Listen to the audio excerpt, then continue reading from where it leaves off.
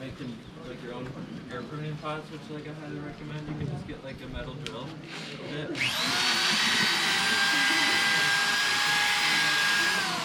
Just drill them out, especially in the corners. But you can do it all over the place.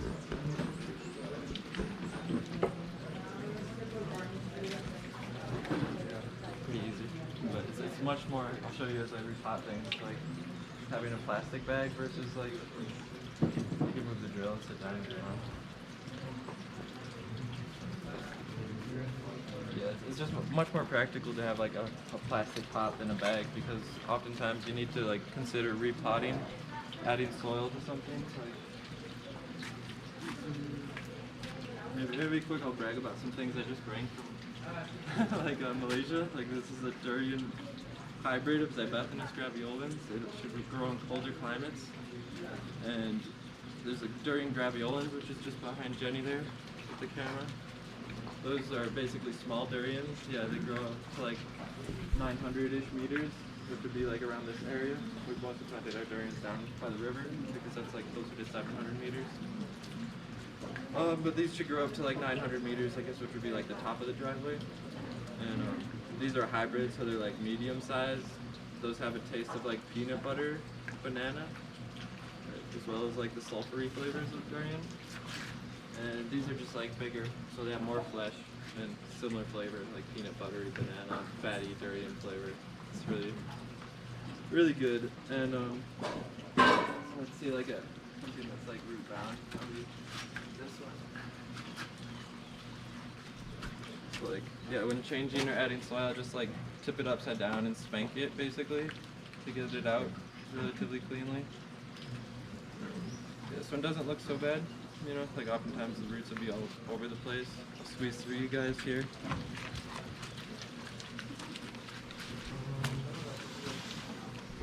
I collected some soil this morning.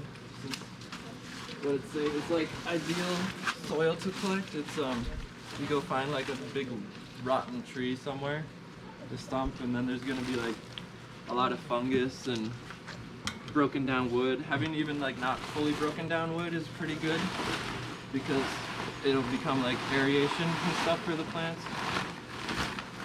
So I basically just went and robbed this, you know, from the jungle. And you can see there's like this fungus in there. There's like white things. That's really good. And let's see, like, yeah, this would be one where it's like, I forget the name. Oh, it's just a chunk of something. This is a good example where it's creating a ball, even though it's all loose soil. That means like there's lots of stuff living in there, like holding it together, and I'm just killing it now as I break it apart basically. But it's like bacteria and fungus like being like, this is our hotel, let's like make a shape and hold it together, kind of like people would do, you know, with a big building. So basically, as like to maintain things, oh, these would be a really good example. Because we don't care about these so much, we just plant them for chop and drop, but it should be like, yeah, quite unhappy root system. Are those vanilla beans? Ice cream bean, yeah. And here's another cool thing we can learn about. This like a little ball in here. Those are nitrogen fixing nodules. This and oftentimes, yeah, any nitrogen fixer should have these if it's got the right bacteria. Well, it might have them, I guess, and then to find out if it's got the right bacteria, you'll take one and like break it in half, and if it's reddish at all, like, oh man, I don't know. It's hard to investigate this stuff, you know. But you really, someone take that and like pinch it in half with your fingernails and then show it to people. It should be like pinkish inside, which is an indicator that it's actually like fixing nitrogen from the air and the bacteria is putting it into the soil. Yeah. So the bacteria are taking things from the air, yeah, creating nutrients? Like the plant's taking in nitrogen, and then, yeah, it's storing it in the roots and the bacteria in here. Is that why beets are red? I don't think so. I think that's more of a, I forget, like, not carotene, but some other chemical that is nice for us. What? Some kind of phytochemical. Yeah. in the plant. So basically, a lot of times we have plants like this, and leaving them in the nursery for months more like that is not so good. So just a quick remedy is to like get some nice fresh soil in the bottom of a pot and put it back in there. It's like it goes a long ways for like keeping plants really happy. It's like, yeah, oftentimes people have those roots just like basically killing the plant itself. And so here's an example of a pot with like the company didn't really make it that well. There's like still a hole that wasn't pressed or drilled. But yeah, these ones I'm not so worried about. All these other ones, you know, I'm worried about. I'll put like valuable stuff into these ones.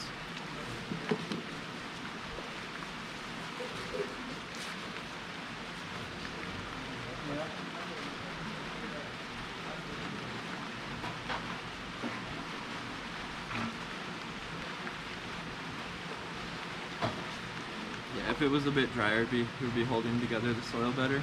But because it's kind of wet, and also because it's good soil, it's loose. So that chunk came out there.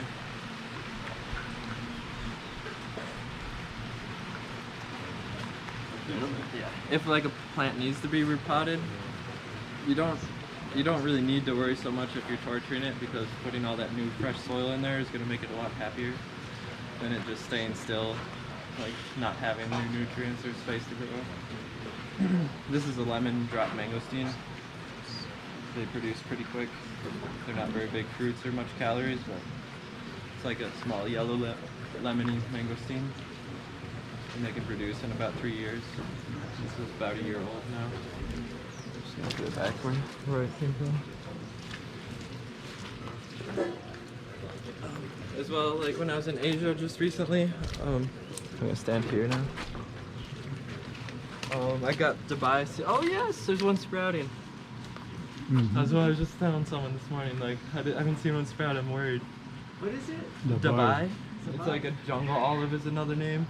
And I got this variety that tasted like salty mustard. Yeah, it's really good. So yeah, basically, you know, I put like 8 in this tray because I don't have all the pots available at that time when I got back, and also it takes more energy to get the soil, you know. And this is a good method to like have this kind of a tray where like quickly after it sprouts it's gonna hit the air and we're gonna lose that taproot, which is my goal. I'll leave this one in here for another couple days, I think. But these ones have also been going right away. They sprouted. These are Fiji longmans. They're like a large lychee type of fruit. And yeah, I'm really impressed with this fruit. I haven't eaten much of them, but they produce in about 3 years, and they can produce twice a year. It's a really good category for like an impressive fruit. So I'm just gonna show you, I guess, real quick how I'm dealing with these. So this would be like the process. Like I bring it or get it shipped from someone else. Someone else brings it down from another country. You know, we get it here to our nursery. We used to have a different property with a very large nursery, and you can see that on some of the videos of like cherry fruitus or my YouTube channel. But basically, yeah, we've dealt with a lot of fruit trees, so I'm gonna try to be gentle with this. So it's really fun to look at roots for me. This one doesn't have a clear taproot. It might have been right there, that thicker one. Which, that's fine with me. Basically, my goal is to like get it, all these ones to also run out to the side, get dried out, and then it's gonna send more from the center. And every time roots go out and get dried, it's gonna signal to the plant to like send out more roots. So the more times they like hit the surface of like the soil and into the air, they're gonna get more and more roots. We're gonna get a more dense root system, which on the surface is gonna be collecting those nutrients and competing for that space on the ground. It's just gonna be like creating a healthier root system, like more like side or adventitious roots is what they're called. They're gonna be controlling the surface of the ground, which in the tropics, you know, like I said before, is where all the nutrients are. So I like to keep them in the air pruning pots for like 6 months to a year. Once they get into some of the bigger ones, like I showed you inside, those like large ones like this, that would be like this would be like 6 months, and the other taller one would be like a year. maybe. Depends how fast the tree grows. This is a very fast growing one, so probably just 6 months of like living in one of these pots.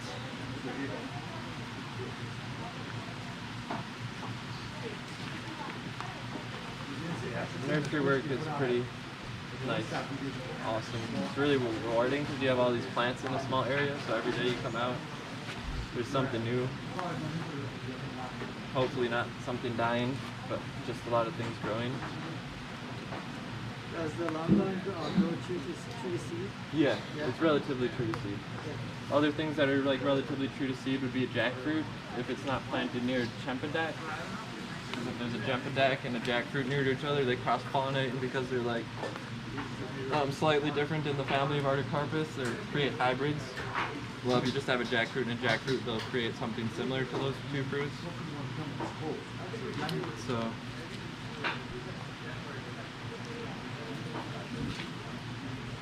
yeah, I keep doing this, but yeah, this is basically all I've got to show you guys.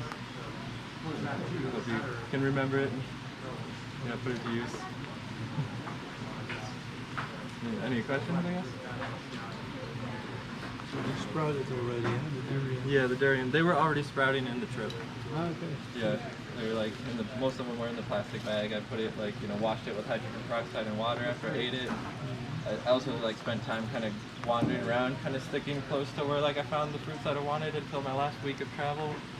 Got hold of those seeds and fruits, and then even these ones I waited till I was in China, like after going from Malaysia to Singapore to China in the plane, and then ate them and put the seeds in a bag.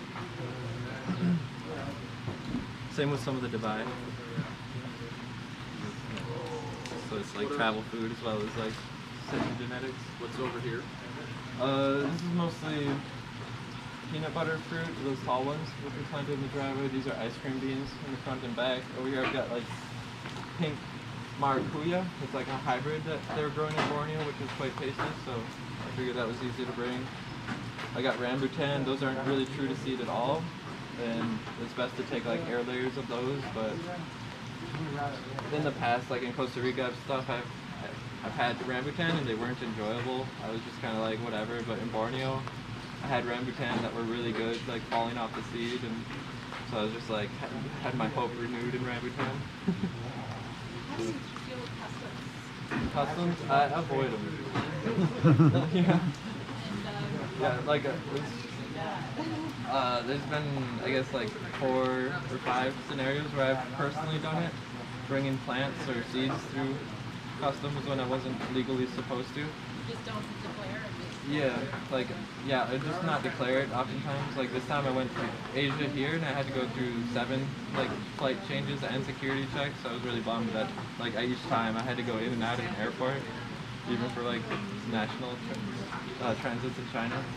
Well, I'm just wondering, you said you took fruit that you took from Malaysia to Singapore to China. And Yeah, if you go on a plane with food, you can eat it on the plane as long as you don't take it out at the airport when your final destination. So that's like a nice loophole. If you have like a meal, you can like, and then just kind of hide it away when you're getting out. There weren't husbands going from Malaysia to Singapore. There were, and they're quite strict. And like, if you know Lindsay Gassick from the Year of the Durian, I was hanging out with her there, and she was really warning me that recently some people got arrested for exporting seeds out of like Malaysia, and I was like really quite nervous, but like, what else am I gonna do, you know? Like might never be to Malaysia again. I definitely want to get these seeds I've researched for years, and you know, a little bit of jail time and a fine doesn't matter so much compared to like living in paradise with all the fruit trees you want, you know? As well, I just figure I can talk my way out of it. Like I was telling these guys earlier, one time in Costa Rica I was getting like, we only have one. I think I was bringing like some graviolins and stuff we have planted out, only one of them has survived to become like a growing tree now. But yeah, I was like going through the customs, and Costa Rica customs, they were checking me. They found a bag of like 100 durian seeds. This was the Zybathanus, not the graviolins, but and they were like, these are seeds, you need some paperwork or you can't take these. And I was like, no, they're nuts. Like, and I took a durian seed and bit it in half and started chewing on it. And yeah, he was like looking at me suspecting, and so I was like kept kind of playing the role and was like, try one, you know? And then he was just like, no, it's like, go on ahead. Like he believed me, so Oh, wow. yeah. Yeah, a lot of times Latin America, I've learned to like, you know, just kind of like play stupid or just like, you know, just totally like, you know, mess with people. Cops are really friendly in Latin America, so it's not so hard like America where they'll be like, get on the ground! No!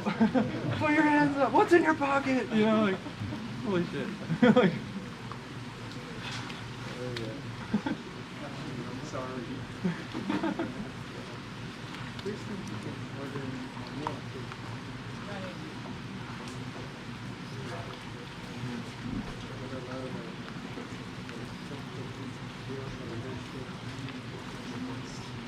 yeah, they only have like 3 weeks in general.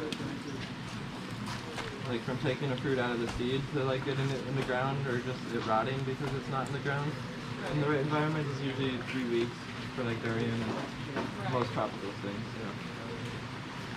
That's why tropical fruits aren't so well known. Yeah, because people haven't been able to get them around and then the legal obstacles.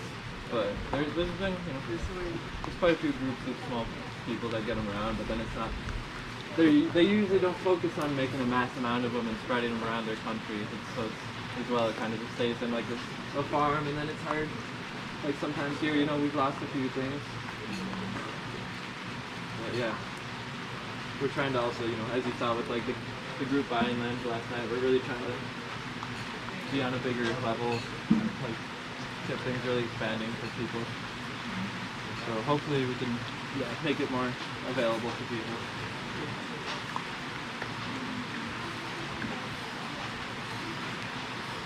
And yeah, playing with dirt like this, you know, is really beneficial for people like with depression and stuff. Like, I don't know exactly, but it's like, you know, like maybe the B12 just gets stuck on your fingernails and stuff and then you eat it. But maybe it also absorbs in the skin because like the skin, as Alex was saying, we were talking about bug bites last night, Alex and I. And you know, the skin is like you, but it's also basically bacteria. So if you're rubbing B12 bacteria into like your skin, which is basically a bacteria, but it's like 98% bacteria, you know, it makes sense that they're going to start to commingle and interact. But yeah, also it just feels so nice to like do this, you know. Get out this chunks of stuff that'll be too big for the pot. Oftentimes you want to take out plant roots because they might have allopathic chemicals as well. They might not break down